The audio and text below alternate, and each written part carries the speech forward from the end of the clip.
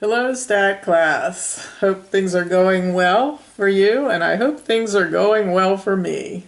I should still be in surgery when you're watching this, if this is the video you end up watching on Monday. So, appreciate your prayers. Alright, so I just remember from last 5 years ago I had my knee replaced, and the first day, the day of the surgery, was pretty comfortable because you still have a lot of drugs in your system and anesthesia. But that second day, that can be a bear when it all starts to wear off and they ask you to move a lot. So you appreciate your prayers and your thoughts. All right.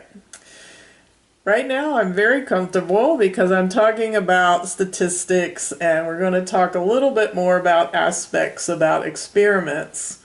And one of the things I want you to make note, and you can ask Mr.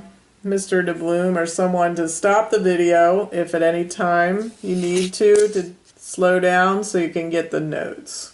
I'll be writing this on day 6. Some aspects about experiments I want to emphasize in this video is you really want to make every effort to treat all the subjects the same in an experiment. So let me get that in the view here. We want to make every effort to treat all the subjects the same. The subjects are those who are receiving the treatment in the experiment. We call them subjects if they're human beings. And we call them experimental units if they're not. So I want to indicate and make every effort to treat all subjects the same. For example, suppose in your experiment you want to give a certain group, randomly selected, to have a pill of some kind, say vitamin C, and the other group will have no such pill. So if you design the experiment like that, one group takes a pill and the other group does not take a pill, this is unwise. So this is not a wise way to conduct your experiment. So we'll give this one a big fat no. What's wrong with this idea is that the person taking the pill, whether or not the vitamin C or whatever we're using in the pill works, there is an effect that is psychological that says to the person taking the pill, this is going to affect me, hopefully for the better. So how can we improve that experiment? Well, in fact, if we'll take one group that was randomly selected to take the pill of the vitamin C, and the other group takes a fake pill, and the other group doesn't know, neither group knows whether they are taking the pill or they're not taking the pill. And we call that a placebo. So that fake pill is a placebo. So the fake pill has a name. And the placebo effect I can define as the placebo effect is a response to a dummy, and that's another word for fake, treatment.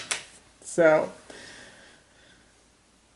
the placebo effect is extremely strong. In fact, an example of that is 42% of balding men were given a dummy pill. They thought it was a pill that would help them grow hair, and 42% of the group grew more hair, and they were taking a nothing pill, a pill with no ingredients in it. So that is extremely strong. So the placebo effect cannot be ruled out, so you must use it if you're experimenting with something like a pill.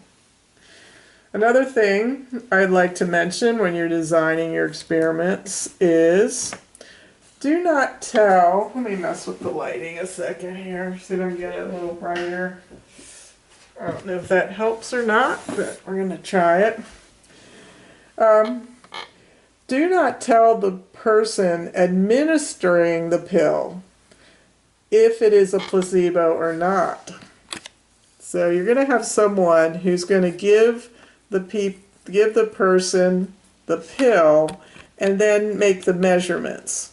So it's better if the people administering the treatment, for example, a pill, do not know if it is real or fake.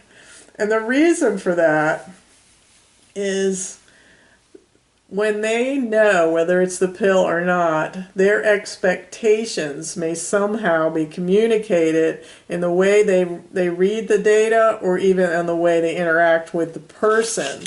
So that is called double blind. So let's define that. Double blind means when neither the subjects or those interacting with them, when I say interacting with them, I mean giving them the pill, measuring the results of the experiment. If those people interacting with the subjects do not know whether the subject has had the real or the fake pill, it is a better situation. It's called double blind, when neither the subject or those interacting with them know which treatment the subject has received. So it's very, very powerful, and it's called being double blind. Single blind is sometimes it can't be double blind. For example, suppose you're studying the effects of a diet on some kind of treatment. I mean, the treatment is a diet on some kind of result. So maybe on weight loss or some hair growth or whatever. So if you are putting someone on a special diet, you can't disguise that. The person receiving the treatment will be eating a special way, and they will know that they're eating a special way. So in that case, we can still disguise the fact that the person is on the special diet for those who interact with him. So the subjects will know that they are on the special diet, but the people who interact with them and take the measurements and describe the results of the experiment, they do not have to know which subjects are on the special diet and which are not. So that's an example of single blind test. And that sometimes it is impossible for the subject to be unaware of the treatment, such as when a subject is on a diet. But the people interacting with the subject can be unaware. So that would be an example of single blind. And some experiments aren't set up for either single or double blind. When possible, use those. So we are hoping when we see the treatment that we're studying, we're hoping that the treatment will cause a statistically significant difference. And that means the difference that we observe when we compare our two groups is greater than by chance variation. Let me say that in writing here. Turn over the paper and get started on the back here. We hope to see the treatment in an experiment, some sort of treatment or change has taken place, so we hope to see the treatment cause a statistically significant difference. And what I mean by statistically significant is that the result is a greater difference than by chance variation. So let's talk about that. Chance variation. I'm trying to think of an example. How about that time when we had the SAT group? We had one group that was assigned randomly to take an online class for SAT prep, and we had another group randomly selected to take the in-class SAT prep. And then we were going to compare the results of the two and see which was better, the online group or the randomly selected online group, or the randomly selected in-class group with a teacher. So how can we tell if the results of that, when we compare the results, if they are statistically significant, or if the difference between the two groups was just by chance variation? So chance variation means we're going to have people who are going to do well on the SAT test, whether they took a class or they didn't, whether they took an online class or an in-class class. They still are going to do well. And then there's the group, I hope you're not in it. It doesn't matter if they take an online class or if they take a in-class class, they're not going to do that well on the SAT test. So just by nature of the groups, there's some chance variation where you're going to have some, between the two groups, you're going to have differences. So the question is, did the difference between online and in-class results, were they big enough to account for, to be greater than this chance variation that occurs naturally no matter how you select or divide the groups? So we'll be talking about that, and I'll show you an example to make that more clear. So we've actually turned a corner here. So in general, a strong association between two variables does not imply causation. So we've been pretty clear about that. Just because two variables have a nice linear pattern or any pattern, it doesn't mean that one causes the other. They're just strongly associated with one another. So the corner we've turned is now a statistically significant association from a well-designed experiment does imply causation. So that's a pretty big corner that we have turned.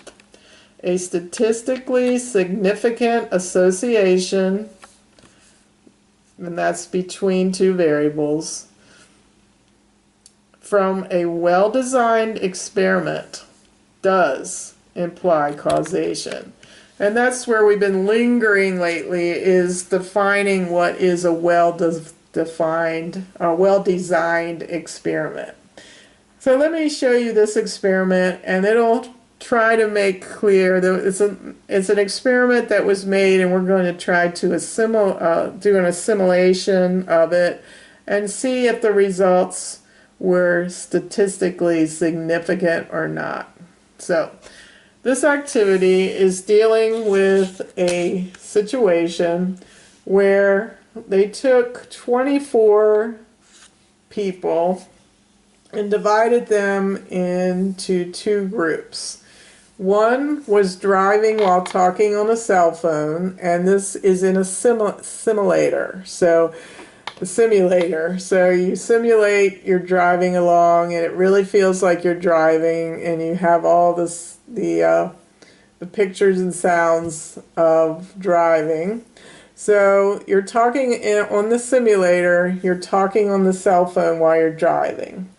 And so 24 people are going to be in that group, randomly chosen, and the other 24 are going to be talking to a passenger in the simulator while they're driving. So they're both talking. One's talking on their cell and one's talking to a passenger in the car. And what they're looking for is, they told everyone in both groups that when they reach a certain rest area, they're supposed to stop. They're supposed to pull over and stop at the rest area. So they were given that clear instruction. And so then they set about their task. So they drove for quite a while talking on the cell phone, and the others were talking to a person, and they wanted to see how many actually remembered to stop. So we're just kind of seeing how distracted these people are. So here's the results of this test. All right, let's go over that. So we have, this is a simulation driving, and they're did they stop at the rest area where they were instructed to, yes or no? For those who were talking on the cell phone, those 24 people, 12 did remember to stop and 12 didn't. And the other group, those who were talking to a fellow passenger, 21 stopped, 3 didn't. Is this difference large enough to be greater than chance variation? I mean, there's some normal variation in any group of 24, no matter how I plan it, where some are going to be more of the scatterbrained nature. And these people are going to cause a variation, and some people are just extremely focused. It's just their nature. If you tell them to do something, it's just implanted in their psyche, and they're going to do it.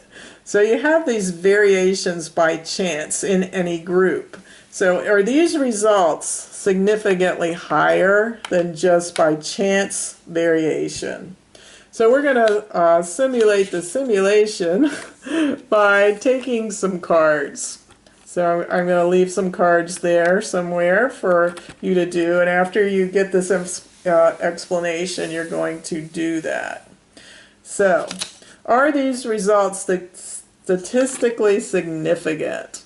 Are they greater than by chance variation? So we're going to take 48 cards because there were 48 people.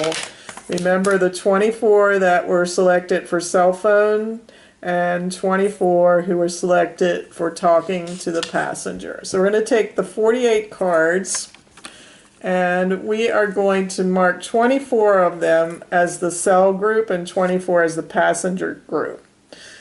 And in that scenario, we are going to mark, let's see, how was it set up?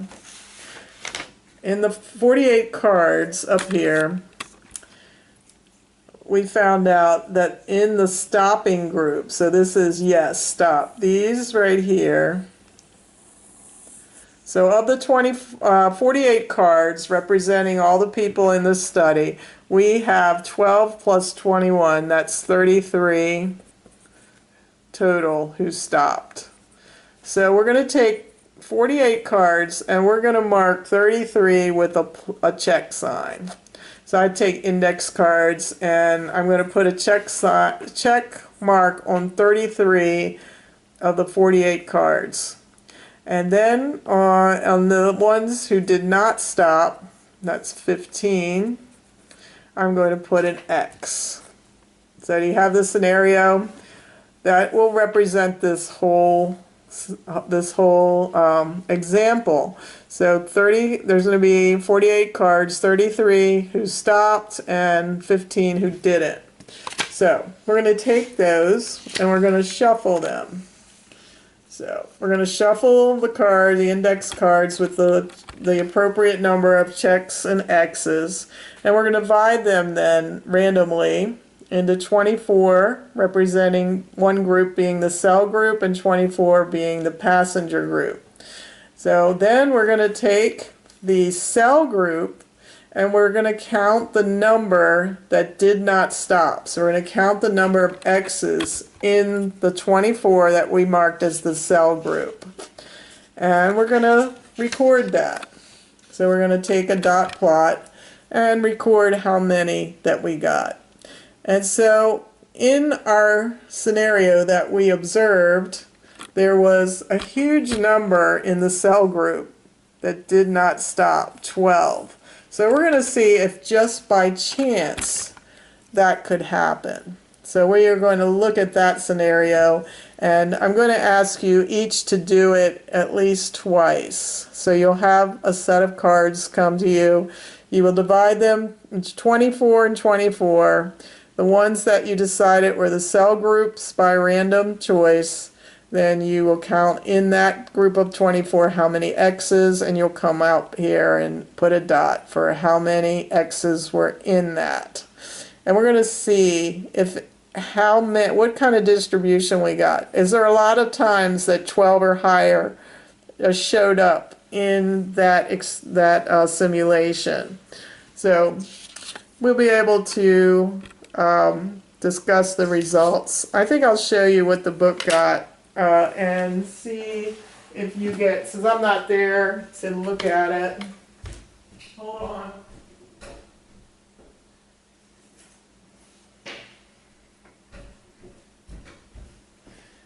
our book did this with a group, and they did it 100 times. So we're only doing it like 22 times if we each do it twice. I'll show you the results, and I'd like to know if the class mimics those results. Let me show you. Hold on, I should have had this ready so you have a dramatic pause here. Alright, here's the results. So, let me zoom in here and get some light. Alright, a little bit of a glare there. How about that? So, this was how many different results here. Here's an example of what the class dot plot might look like after 100 trials. In the 100 trials, only once did 12 or more people fail to stop when using a cell phone. Since a result of 12 or more is unlikely to happen by chance alone, the results of this study should be considered statistically significant. So, and here's the dot plot. There was only one time out of 100 where by chance 12 people did not stop in the cell group, did not stop. And that happened in our study. So it was pretty unlikely for that to happen just by chance, so therefore we say it is statistically significant. So let's see what kind of results we get if it's anything with our measly 22 dots. Alright, so take a moment, turn this off, and do that experiment. Oh, actually, let's finish this video. I only have another comment or two, and then we will take the rest of the time to work on our assignment and to complete the simulation with the cards. Alright, the final thing that I want to say is, what about, is there a lurking variable in this experiment up here? What about, like I said, people who are scatterbrained? Like, is that a lurking variable within this experimental design? Some people, it doesn't matter whether they're talking on the phone, whether they're talking to a person, they're just going to forget. And they're forgetful by nature or by whatever, composition. And is scatterbrainness a lurking variable in this experiment? And strangely enough, the answer is no, it is not. No. No. Is that dramatic? Okay, no. It is not a lurking variable because the random assignment takes care of that. So of course there are scatterbrained people, but because they've been randomly assigned to these groups, that will assure that some are in one group and some are in the other. And so there's some chance that a couple scatterbrains might be in one group or the other, but it is the nature of the random assignment that will take care of that lurking variable. All right. I hope that makes sense to you, and I will then pause here and finish my discussion with you and ask you to go and do this activity. It is also explained in your book if you didn't quite get what I was saying for you to do. They do it a lot more complex way. I think you'll understand if you look in the book why I said to do an index card with check or check or X. Alright, so that's all for today. Carry on, class. Carry on.